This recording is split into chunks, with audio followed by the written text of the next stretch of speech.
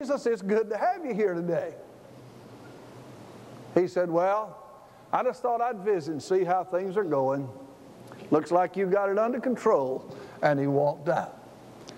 What would you do if Jesus came and sat down next to you today? You see, he may come in a way that you wouldn't expect him to come. And when he comes, though, he's going to get inside of your head and he's going to grip your heart. God has come to visit. If he came on Sunday morning, would you be glad? How about if he came on Sunday night?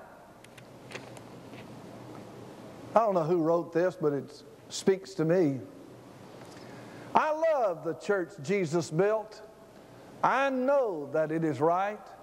I go there on Sunday morning, but not on Sunday night.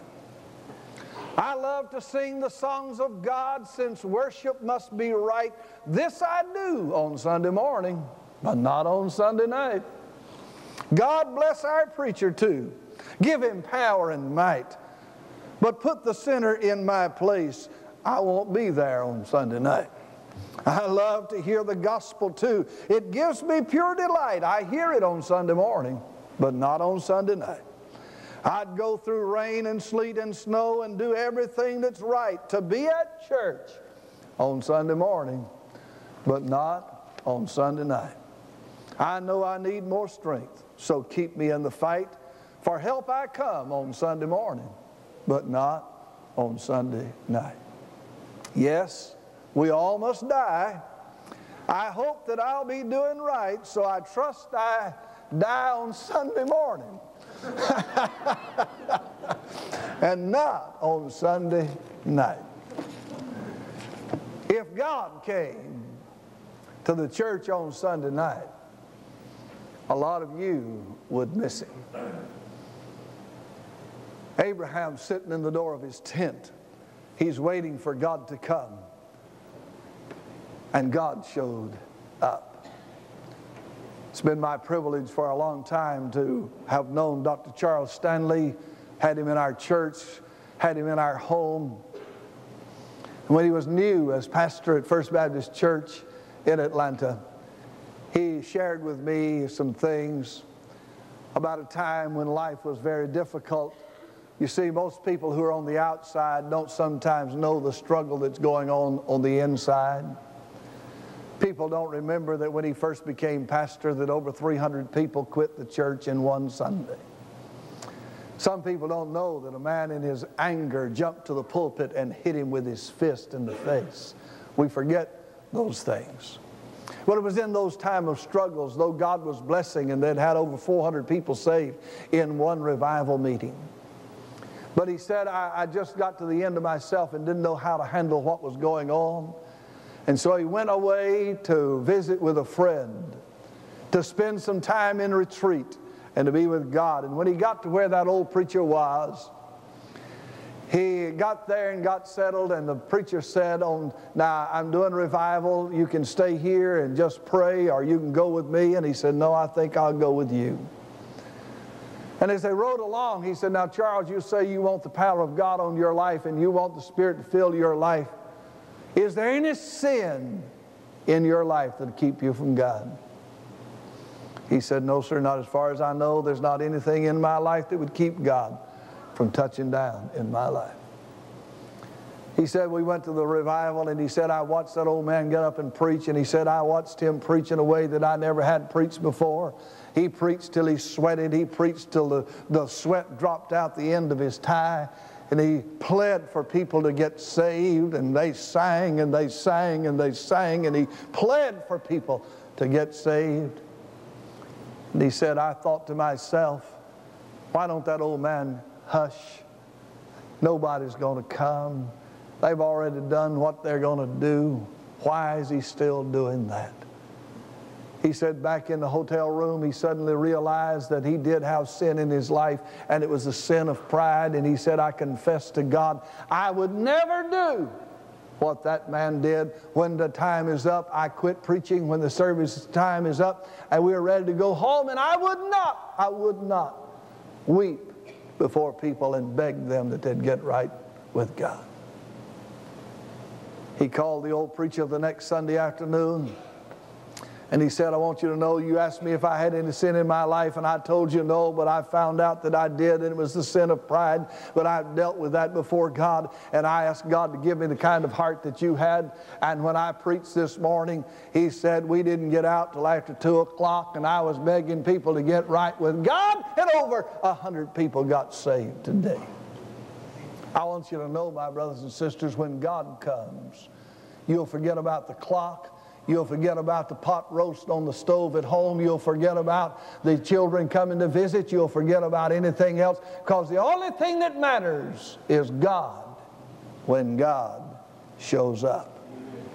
He saw him, he ran to him, and he served him. Oh, it was inconvenient. May I say to you, my brothers and sisters, you may find that often the inconvenient interruptions that come to your life are nothing more than the Lord coming to visit to see if you truly are a friend of God. Secondly, company's coming. Verse 11, congratulations. Please notice the Bible says, now Abraham and Sarah were old and well stricken in age, and it ceased to be with Sarah after the manner of women. Therefore Sarah laughed within herself, saying, after I am waxed old shall I have pleasure, my Lord being old also. And God said to Abraham, why is your woman laughing? Now don't run by this, folks. Here is God coming with a birth announcement. You talk about a telegram, I'm telling you right now. Here's one that came straight from glory. And God himself came down and said, I want to tell you, you're going to have a baby. In 9 months, you're going to have a baby.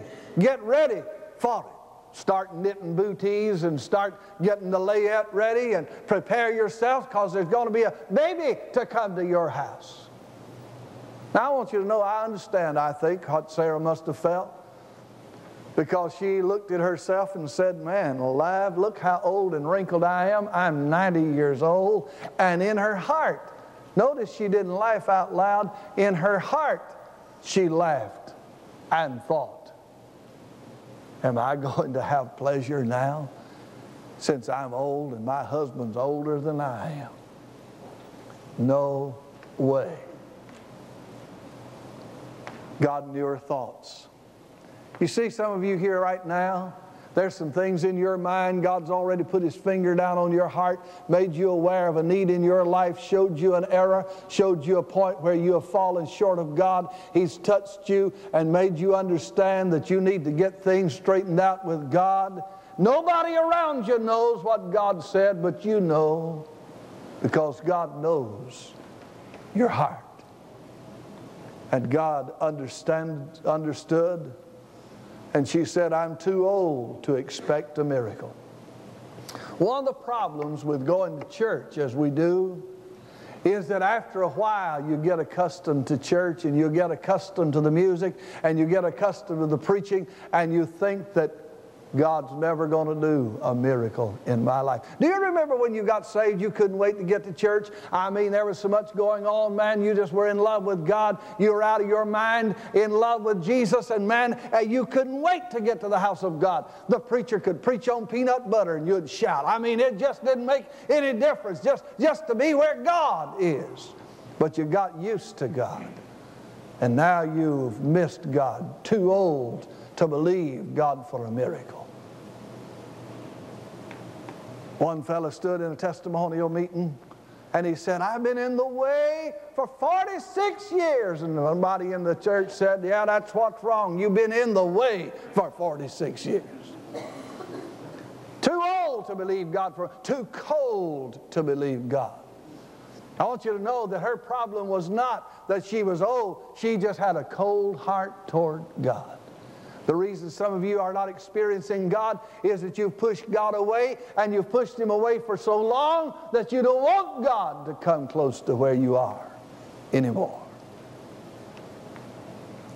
Sarah's laughing reveals to us some things about sin. Her laughing, by the way, was sin.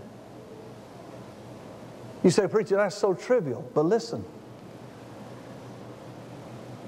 First, this says that sin is unbelief. And does not the Bible teach us that anything that is not of faith